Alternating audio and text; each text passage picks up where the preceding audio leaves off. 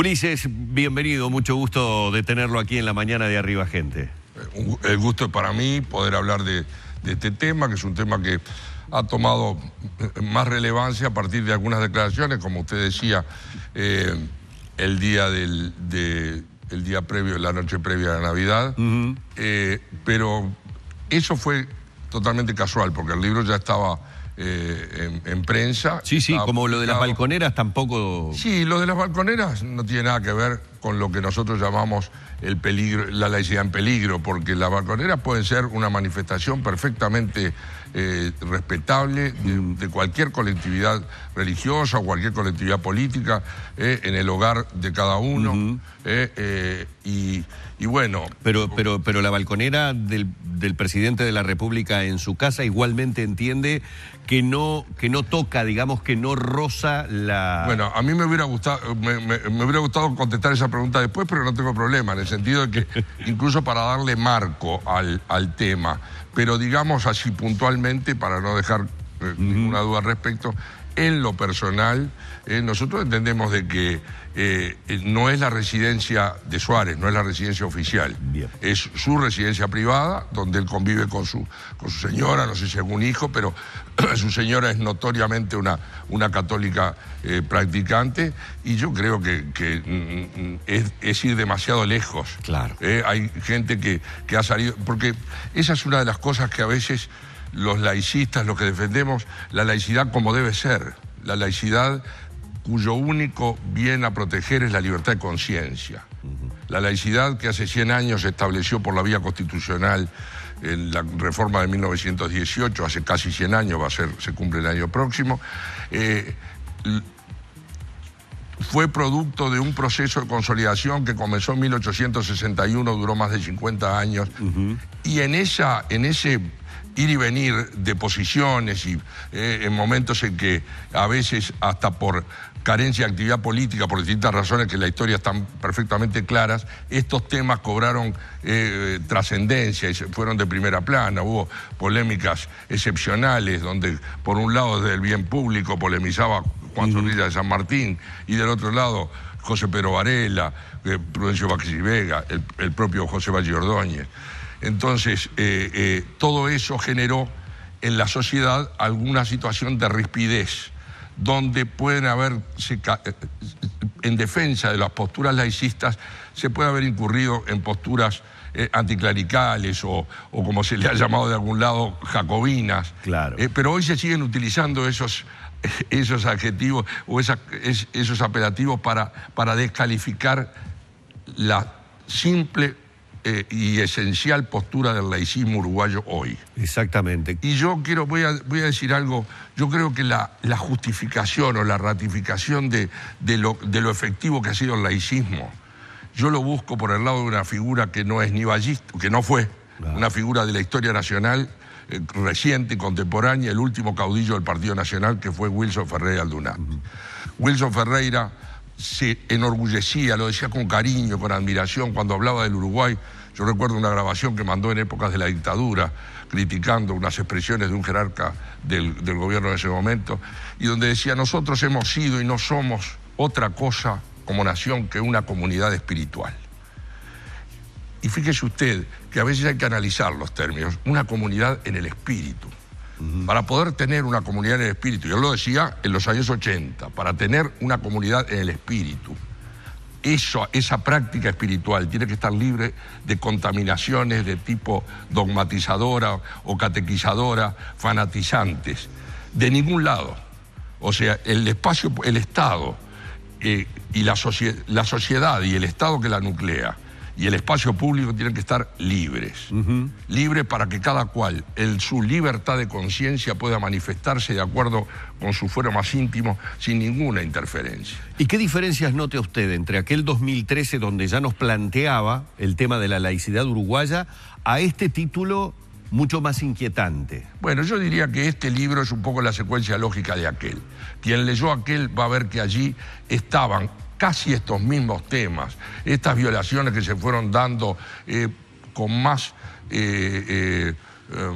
frecuencia, digamos, a partir del año 2000, Sí. Se dieron dos coyunturas y en el libro las planteamos y dejemos que los lectores las descubran, pero hay una coyuntura cuando el arzobispado es ejercido por Monseñor Cotuño y coincide en la presidencia el lamentablemente fallecido doctor Jorge Valle, quienes de algún modo coincidieron, a pesar que Jorge Valle era un agnóstico confeso y reconocido, coincidieron en que había que rescatar valores en la sociedad.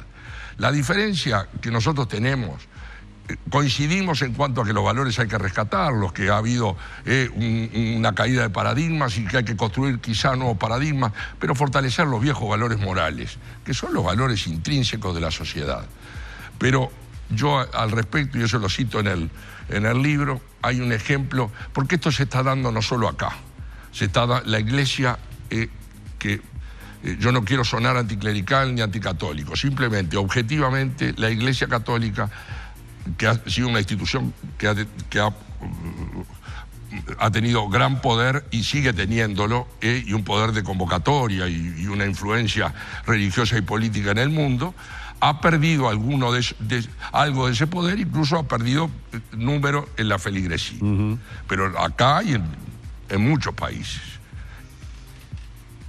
Lamentablemente, los seres humanos, la Iglesia es una institución que tiene 1700 años, muy respetable, muy encomiable todo lo que hace. O sea, nada de mi discurso va a ser un discurso contra la Iglesia, porque todas las iglesias y todas las instituciones sociales tienen que converger en relanzar ese Uruguay que se nos está yendo un poco. Pero digo que esa pérdida de feligresía, esa actitud, ha llevado a que como institución humana, en lugar de mirar puertas adentro y buscar las razones allí, se ha caído en esto de tomar al laicismo, no ya la laicidad. A la laicidad no se le discute, pero se toma el laicismo como el niño malo, cuando en realidad son la misma cosa. La laicidad es el principio y el laicismo es la doctrina que lo sustenta. Usted dijo recién una palabra y no la quiero dejar escapar, porque la dijo muy al pasar, pero es una palabra muy fuerte porque habló de violación. Es decir, cuando fue a mencionar, obviamente que no vamos a contar el libro, vamos a hacer que lo lean, pero cuando fue a mencionar por qué la laicidad en peligro, habló de violaciones que se están generando. Bueno, pero no está en peligro, en realidad han sido algunas violaciones en general pequeñas, pero si usted las acumula, ve una tendencia, violaciones al texto constitucional. El artículo 5 de la Constitución dice: el Estado no sostiene religión alguna. No sostiene significa que no respalda, no apoya, no financia nada que haga al sostenimiento de. Entonces, todo lo que se haga desde el Estado o desde los agentes del Estado, por ejemplo, acaba de publicitarse que en Artigas se va a erigir una imagen de 6 metros de altura de Jesús. Y cuando yo leí la noticia dije, acá no habría ninguna infracción porque es en un predio privado. Habría que saber si las normas municipales contemplan que se puede erigir en un espacio a la vista del público una imagen de esa magnitud. Es la única duda que me da. Que le queda. Y ya le hago la pregunta porque nos tenemos que ir, porque usted me pone, ¿y la Virgen María en la Rambla? Está bien, pero déjeme decirle lo de Artigas. El intendente salió a decir, nosotros apoyamos esto. Ahí ya hay una infracción. Ahí hay una infracción. No debió decirlo. No debió decirlo, y si hay una reglamentación municipal contraria a ese tipo de presentación de figuras, no debería permitirse la excepción, porque allí vuelve a haber una infracción.